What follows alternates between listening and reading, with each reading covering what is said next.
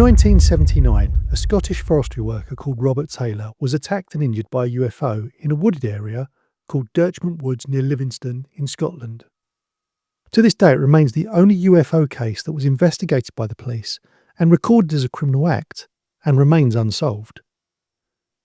In a twist worthy of Doctor Who, it's very likely that an episode of our favourite programme was, at least partially, responsible for this event.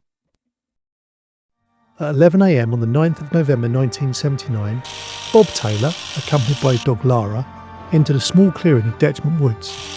At this location, Robert reported, well, in his own words.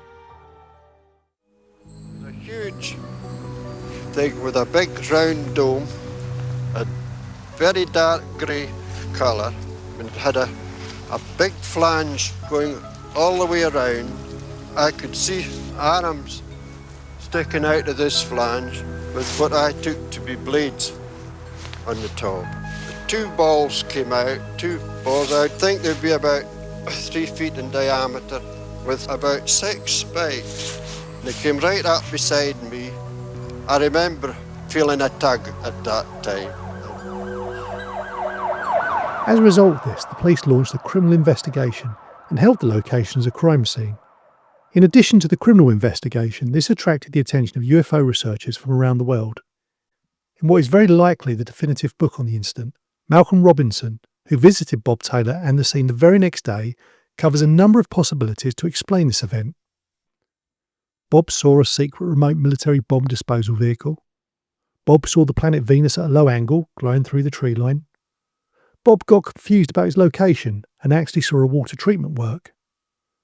Bob handled Atropa belladonna, a plant that causes hallucinations. Or, of course, Bob was temporarily abducted by a UFO. For me, and some other researchers, the answer does lie in Bob's medical history. You see, some years before this, Bob contracted meningitis. This condition puts a person at much greater risk of suffering temporal lobe epilepsy, leading to seizures.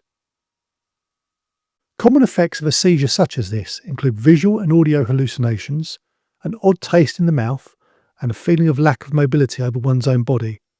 These are all factors that Bob went on to report. And this is where we can introduce the Doctor Who link.